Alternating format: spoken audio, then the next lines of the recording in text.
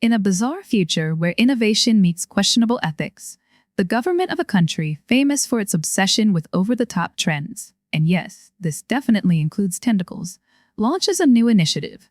They call it the Societal Resources Restoration Law, a fancy name for "we're out of ideas, so let's make dropouts useful." The unemployed masses, affectionately nicknamed hobbyless gremlins, are assigned to mandatory service programs. What starts as basic manual labor quickly spirals into something that would make even HR blush. It turns out the government's solution to societal angst is assigning socially challenged girls as companions to the nation's overachieving boys. Bloody hell, these guys are lucky just because they're smart. One such boy is a high school genius who accidentally speed-ran his way to the top of his class. For his academic achievements, he ends up being handed a personal motivator in the form of Raika, a fiery, drop-dead gorgeous upperclassman who also happens to be his childhood crush. Naturally, he is left wondering if this is divine intervention or some elaborate karmic joke. Raika's entrance is less hello and more, "Hey, I'm your emotionally complex government-issued girlfriend." She's got this aura of nonchalance, like she's already seen the season finale of Life and wasn't impressed. The classroom teacher assures everyone that this program is purely motivational and definitely not inspired by a midlife crisis or late-night self-help podcasts. The incentive system is simple: work hard, study harder, and occasionally get rewarded with, let's just call it, special attention. Raika wastes no time getting to work, though her version of work includes aggressively pampering the guy like he's the king of procrastination nation. He acts like the bashful hero, trying to seem cool but failing miserably. Raika? She's unfazed. She's all in, operating with the efficiency of someone who's memorized a suspiciously thorough handbook on how to boost morale.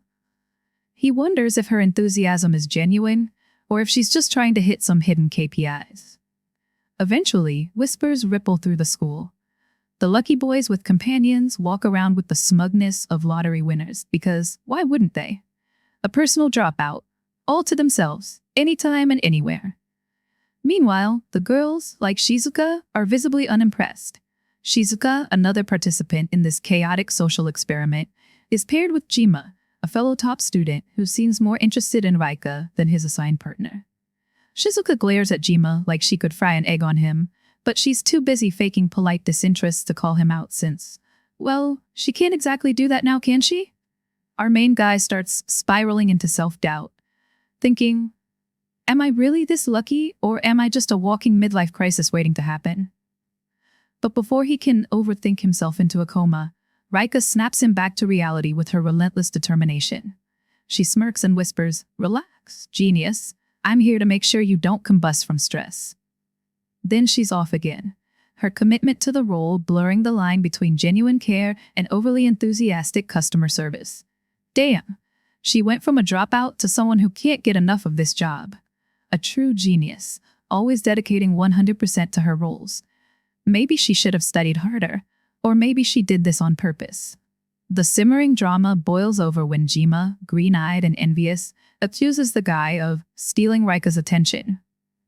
The guy tries to play peacemaker, bless his clueless soul, but only ends up looking like a deer caught in headlights, jumping around like a headless chicken. Jima's jealousy culminates in a clumsy fistfight, but Raika interrupts with the grace of someone really tired of men making bad decisions. With a swift judo throw, she floors Jima and dusts her hands off like she just dealt with a minor inconvenience. And just when you think everything is going to be fine, things take a bizarre turn. Raika, never one to shy away from awkward honesty, declares her loyalty to our clueless guy in the most unfiltered way possible. Jima, thoroughly humiliated, storms off, leaving Shizuka to pick up the emotional pieces. Feeling oddly charitable, Shizuka offers to console Jima, but he rebuffs her with the enthusiasm of someone rejecting a free trial they forgot to cancel. Damn, what a weird guy. Refusing a dropout girl willing to do anything just because he has a crush on someone else. Way to go, man. Raika and our guy retreat from the chaos, reflecting on their strange, government-mandated bond. Despite the absurdity of their situation, there's an undeniable connection between them. Part chemistry, part shared confusion, and maybe a sprinkling of Stockholm Syndrome. He realizes that while life has handed him an awkward deck of cards, Raika might just be the ace in his hand.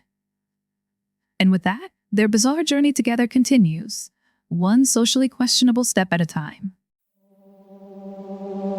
Deep in the night, fear takes its hold.